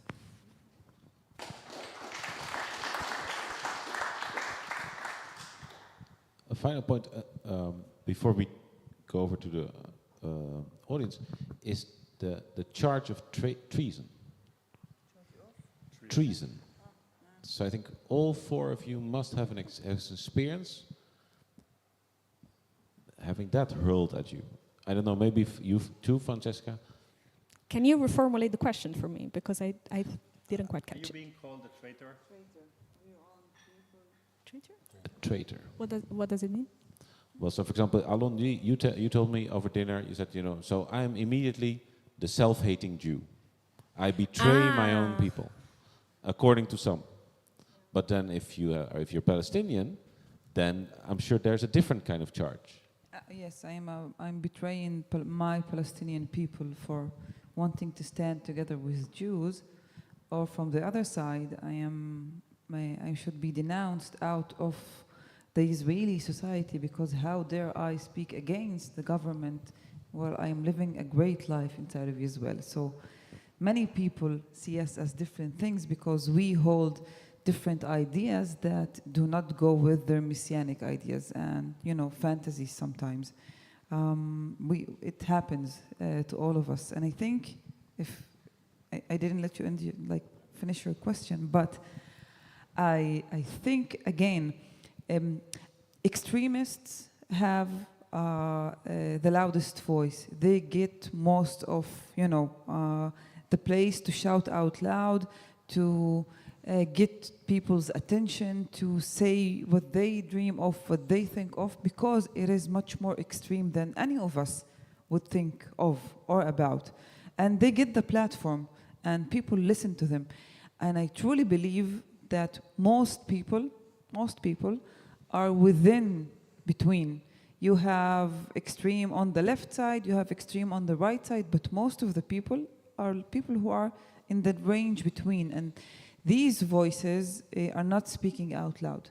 These voices don't have enough platforms. So when somebody steps up and brings a different ideology, a different future that does not go on with these extreme people, immediately they start shouting at us that we are traitors, we are not enough patriotic, we don't care about our people. But the truth is, we are the ones who are speaking a language of, humanity, a language of peace, a language that cares about the people who are living in the land, and not these extremists that are sitting right now and controlling our lives. And these voices should be heard much more, should be amplified, should be getting more platforms to speak, so other people will feel the courage to step up and be part of that group. Itai, what would push someone Jewish to call you self-hating? What is the underlying psychological mechanism? Yeah, so there's this Jewish newspaper, and they called me a traitor because I was working with him and I was normalizing anti-Israel ideas. And I get also attacks from the far left that I'm a Zionist and responsible for the killing of Palestinians. But it's more hurtful from the Jewish community because it's a community I feel home to, and I put a lot of time and effort and energy into also taking care of my community, because especially now it feels hurt. People experience anti-Semitism, it is there, and people are afraid, they are traumatized. So you wanna stand up, you wanna give something back to your community. But I mean also my Israeli friends, let's say, I remember that I shared a post of Standing Together on the action that Alon shared. And one of my Israeli friends, he responded with, you shouldn't have shared that because now people are going to believe there's starvation in Gaza and there's nothing. They're not really hungry there.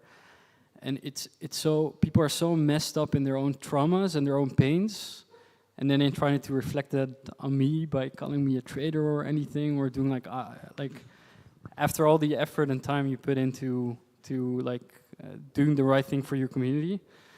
But at the beginning, it hurt me, and now I'm like, yeah, okay, it's their own trauma, and I shouldn't be bothered by it. I believe I'm doing the right thing. I'm surrounded by people who acknowledge also that I'm doing the right thing. I have partners next to me that are also doing the same, so that's where I take my strength from.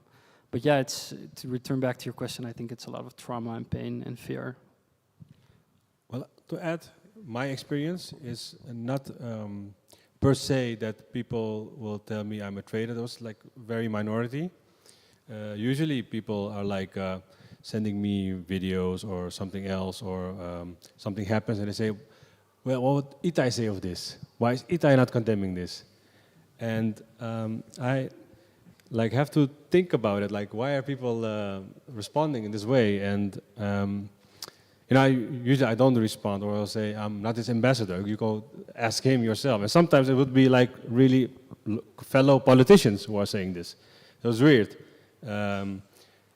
But I think what's behind that more is that if I think about it, like they are more busy with themselves, very egoistic, lazy, because they have this fixed view of the world, and when something doesn't fit inside of it, they lash out to others. But actually you are in conflict with yourself, because I haven't, like the most of the people that come with this type of reactions, they don't have a, they cannot place what I'm doing. Like they see, for me, nobody doubts my commitment to a free Palestine. Nobody doubts that.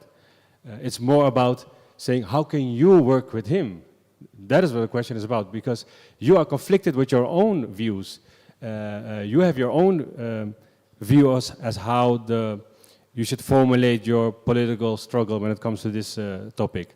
But I'm showing you another way, which is you can create a very broad coalitions. He doesn't have to be my enemy. He can be my friend in this common struggle.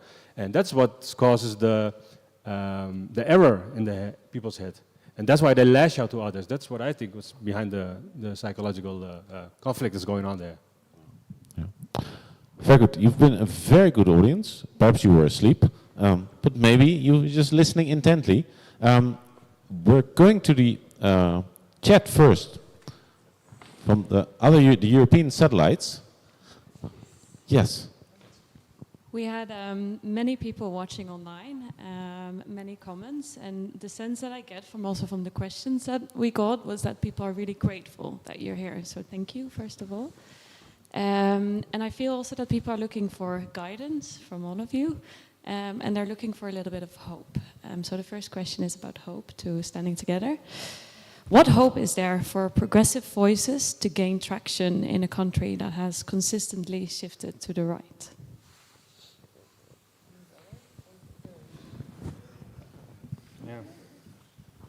So, while we do not cancel or doubt at all the trends that are going through our society, the very active attempt of a lot of forces in the political system in Israel to push our society into losing our humanity.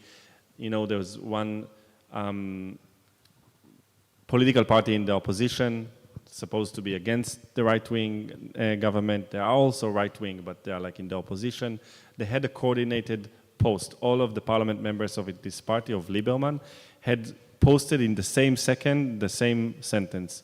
There are no innocent people in Gaza. All together. This is not the extreme right in Israel, right? Those forces, they try to push us to lose our humanity. They try to push us into capitalizing on this trauma, on this pain. And yes, a lot of people at the beginning, after October 7th, they said, I'm not there anymore. I used to believe in peace, but it's not possible to do peace with these animals. I was a lefty, but now I will never be there again. But time passes, and forces like our forces were active to try and expand those spaces where you can go out and demand a different path.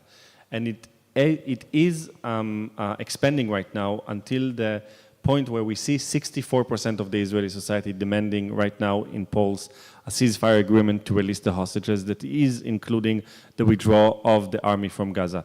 Yes, it is not 64% of the society that say we want the end of this war because of our solidarity towards Palestinians. We acknowledge that. But you know what? We are happy to see that 64% of the Israelis recognize their self-interest and understand it is not to continue this war. Solidarity by itself cannot change history. People fighting for themselves is a very strong driving force. Even in the war in Vietnam, not all the people that ended up in the street in the late phases of the war were there in solidarity with the Vietnamese people or, I don't know, supporting the Viet Cong, right? A lot of them were there because soldiers started coming back in coffins and they understood it is not their interest to continue this war. Our movement, our hope is that people are smart and we have a good society in its nature, and we are, you know, living at a moment where you cannot go to a hospital, to a school, without meeting a Jewish person or a Palestinian person. Eventually, we're there together, and people are and will recognize their self-interest. Thank you. The next question is for Itai and Shara, but I realize we have two of our participants still sitting down there. So maybe you want to come on stage as well, so that the rest of the room, when asking questions, can just... We can get you.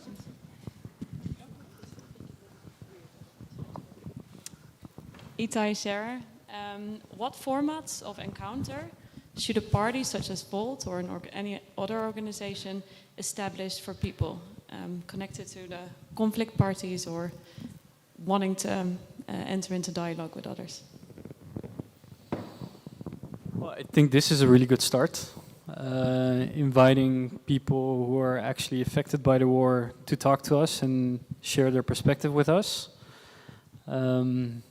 And I think it's beautiful that we can do this on a European level as a European party. And it's something that we need to continue to do, especially with topics like this. And I see this as a start. I think Francesca also mentioned it. This should be a start for us, and also to understand how we talk about such topics and to understand each other's perspectives. But I mean, you can also do it on a very small scale. So we also, like Shara and I, sit with children at the age of 12, sometimes children at the age of 16. I think the youngest group we had were 10 years old. And then it's more about bullying, for instance, and fears that people have of others. Also very important topics. But it just shows that there is always an opening for conversation. And I hope this inspires all the different full chapters to open this conversation and do this in a human way, to try and understand each other's perspectives. And I'm sure we're also very encouraged to help with that. Thank you. There are many more questions online. I'll ask one more question, and then I'd like to go to the room as well, because you've been so patiently waiting. So thank you. Next question is for Anna. Is the European Parliament ready to take steps towards a solution, even if the US is not joining? So, not to be the pessimistic one here, but to be honest, the US is of such an influence for Israel, and we have the elections going on there, and we know that until the elections are there, the US will not move that much. And the EU is of little significance in that region. So what can the EU actually do if you don't mean that much there, if you cannot speak with one voice? So the problem is that the EU cannot speak with one voice. We don't condemn what is happening altogether. So it is based per country.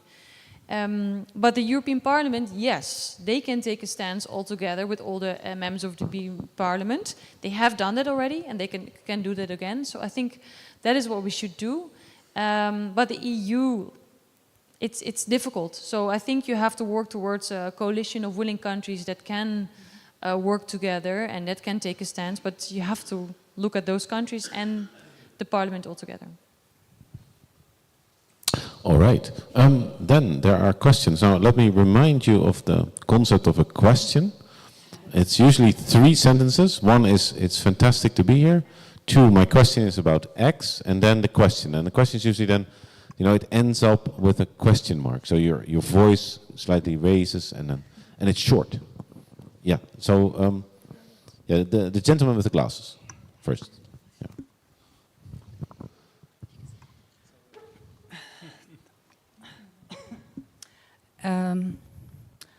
It is very difficult for me to be here tonight, and I feel very emotional to be here tonight because my background is Syrian Jew, and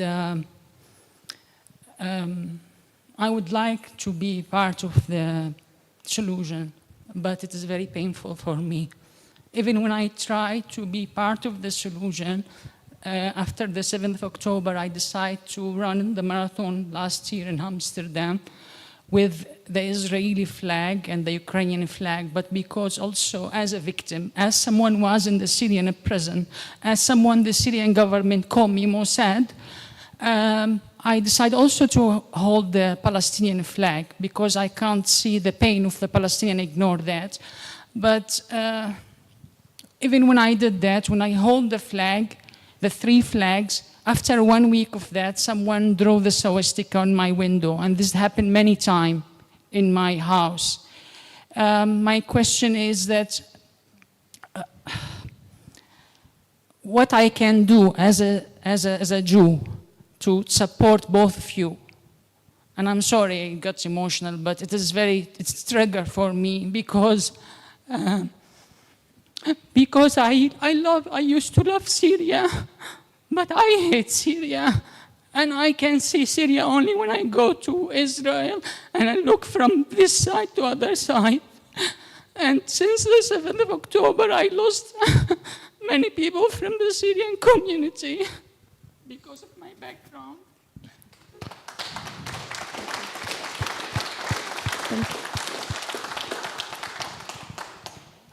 Rula, maybe for you.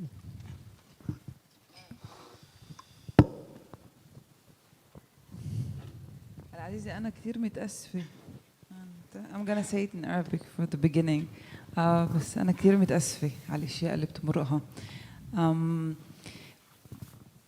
At times like these, the thing that we all need is, a community and family and the place we call home, because it's the place we feel, the much secure in it. And for some of us, that home isn't there anymore, and it's lost for many reasons. And creating a different home or a new community, it's not something easy to do, but it's something that is essential for all of us. It is something that's essential for our survival, for our health, for our sanity, for our even ability to wake up in the morning and to continue working and doing and thinking. And I do think that in each and every place we visited, each and every room we sat in, there were different people that wanted the same things. They wanted the ability to affect. They wanted the ability to work together. They also wanted to be part of something, to be part of a group, and to be part of something that can be called home.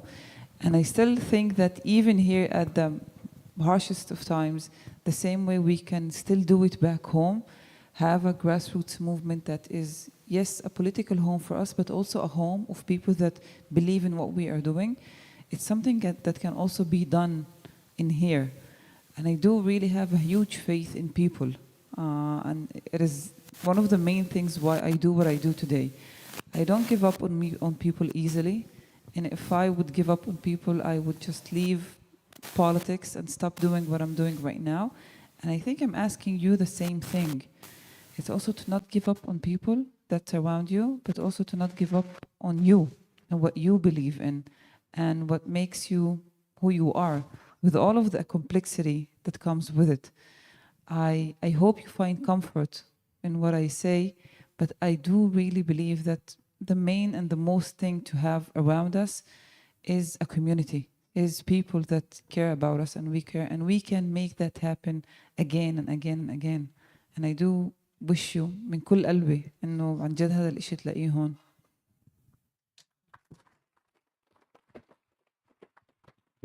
Can I please add? Can I add to that? Yeah, of course. Because there's also a political side of this question. As a counselor, I have a responsibility, not only as a person, but also as a politician, to say that you have to know that when this happens in my city, when someone attacks you because you're a Jew, or attacks you in general, or whatever reason, or writes a swastika, you should know that you can please come to me. And I will always stand by your side. It doesn't care background. I don't care. Because this is injustice, and I will always stand up to this kind of injustice. So know that if that happens, or anything like that, no, you can always contact me, also Itai, but you have to know that we are there for you.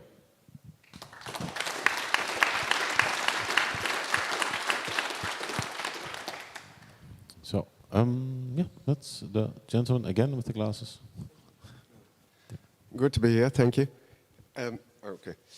Just a very practical question for Rula and Alon. What can we do to help you here, practically speaking? Does it help you to get members here? You mentioned you're a grassroots movement. Does it help if we try to rally here members for standing together? That's my question. Thank you for asking it. So yes, let's start with the most practical and something that we always forget to say, but thank you for allowing and reminding us. We do need financial support. We do need supporters that are helping us each and every month to continue doing what we do, whether it's organizing people, mobilizing people, or raising humanitarian aid to Gaza. There are leaflets here at the entrance or exit with a barcode of becoming a friend of Standing Together. It's like this program of supporters from abroad. You can also find it on our English website. And it is very important, and really thank you to anyone that can help. Even, you know, every small dollar can go a very long way here. But it's not all. I think another thing is to try and tell the story, and to make it go as far as possible of Jews and Palestinians being able to fight together, to stand together in these times, but also to suggest a different reality together. I think this is something that we are so frustrated that is not shown, that people do not know about it, that people feel that the terrible news and images and videos that come out of our land are the only thing that happen there. Eventually, we have societies. We have real people living in the land, both in Palestine, both in Israel, and we need to be able to humanize ourselves. And I think what Standing Together is trying to do also is to rehumanize both Palestinians and Jews on this land as people with interest, with fears, with hopes, with dreams, but people that can also change their realities. And organizing here locally with local demands to your government, with local demands of peace, of solidarity, is a very good thing, but also sharing those stories is another good thing. So thank you. I think it's again a male-dominated question round. So, but in the absence of, yeah. So, yeah, there we are. Yes. Hi. Thank you so much for coming here and talking to us. It's a very valuable discussion. So I'm a university student, well, recent graduate of Jewish background, and have been in the education committee of my university, where these discussions also raged. You have also visited universities and spoke to students. As you know, there is a big movement in university as push from students to break academic ties with Israeli institutions. It's just a very complex and controversial decisions, which I personally found would go against the idea of humanizing citizens of Israel, Israeli or Palestinians who are at those universities, many of whom would also be for a ceasefire against the war. But how did you approach, did you encounter this kind of sentiment when you spoke to students, and how did you approach this? I'm very curious to know. Well, yes, the academic discussion and what should be done and how should it be done is something that is almost in every university we meet, not just in here, but all universities, because it comes from a place where people, you know, our situation is the talk of everyone, and people want to take an action, and so they try to understand what kind of action do they do.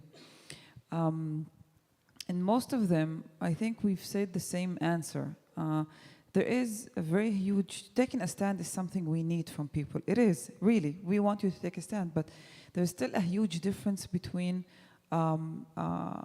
not working with people, not working with communities, not working with academics, and not working with the government who has settlers in it, the government who keeps on bombing Gaza, the government who takes us from one war to another war. That kind of differentiation is very important for us to be able to continue and also to do work. I know that in many universities it is a huge ask of students to take that stand, but I would say, like, also because of coming from a place, 20% of the society of Israel are Palestinians. And for us, there's also huge problems into getting into universities. Discrimination is very huge, not talking about even the economic situation. So even when a friend of mine comes to a level in academic life, and then because of the 7th of October, we are boycotted because we live in a place and in a country with a government that we fight against, that decides to go on a war over our people, it is just injustice, the huge injustice within it. I will not tell universities what to do, really. This is the decision of students with the board and everything, but we do ask from people to understand the complexity also of the places that we come from, and to understand who do we really boycott and why do we boycott them, because there are also other ways to take a stand at such a times. Right. I think you had a question too. Yeah. Thank you for sharing us your story with us. Quite insightful. I have a general question, but I think I really want to hear your experience or insight on this. Basically, if you have a political difference with someone very close to your family members, if you're a Jewish or a Palestinian, on this matter, if you have a big difference, it can hurt a lot, right? In your experience, it's better to to let it go because our family member want peace in our family, or this is something really important. I should do my best trying to convince you that this is the best way forward for our community. When to refrain from confrontation? Anyone? Yeah, good question. So I can take maybe, in my family, for example, we have some different views on everything that's happening. I have, like, one part of my family is very right-wing, one part of my family is very left-wing. I don't think you should ignore it. So I do feel you should open up a conversation and give space to the emotions. I think you see it also in our society, for instance, at the university protests. I think one big mistake university made was not giving enough space for conversation and debate. So you saw a lot of demonstration of people trying to come up for their rights. And I think it applies the same to families. If you don't give the space to open up a good conversation about it, it can become eventually very ugly because it can come out at different moments. And for me, I feel you shouldn't start a conversation with the plan of convincing the other person. You should try to listen and understand the perspective, the same thing that we are doing. Take time, don't do it in a time where emotions are really high. You can wait a bit. That's a luxury of being here in a Western society. We don't have the war, so we can take our time. But yeah, do never ignore it. I think that's always a bad decision. All right.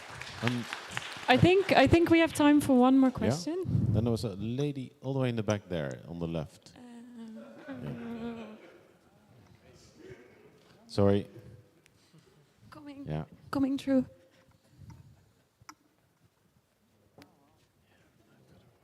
Yeah.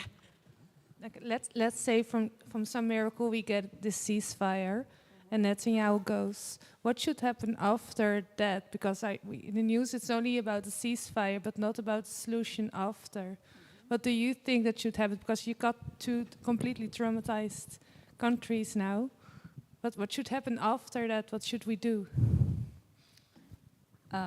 Work for Israeli-Palestinian peace, and work for the recognition of an independent state of Palestine. Because only on that way we can get to a point where leadership understand that there is a lot of pressure, and what's been happening, the status quo that we had until this day can't be maintained anymore. As long as we go back to a place where there are no concrete actions, where Palestinians don't have their freedom, Jews will not be safe. And as long as Jews are not safe, Palestinians will not have their freedom. So it's not just about ceasefire, it's about a demand for peace, real peace, and a demand to have an independent state of Palestine, so both people can live in liberty, in equality, and in freedom.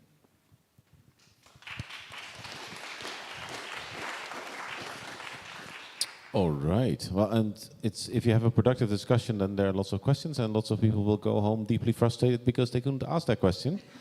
Sorry about this, but the alternative is that it was boring and you didn't have a question. Thank you very much, all of you, for being here.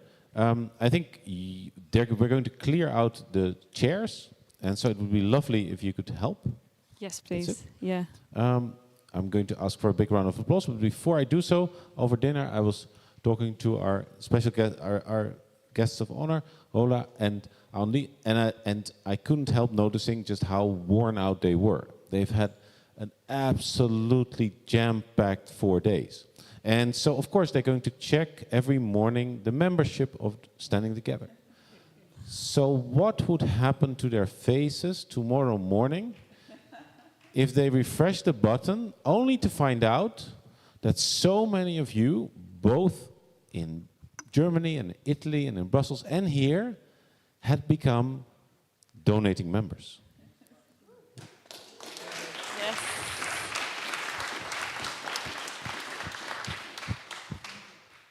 So finally, a big round of applause for all of you.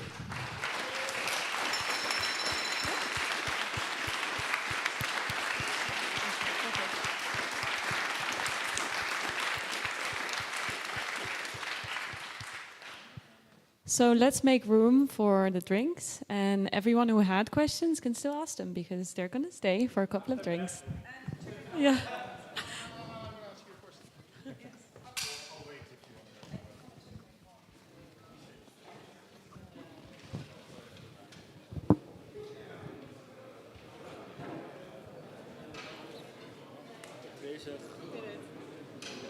Thanks jongens, dat is echt... Dankjewel. Even zoals het is. Ja?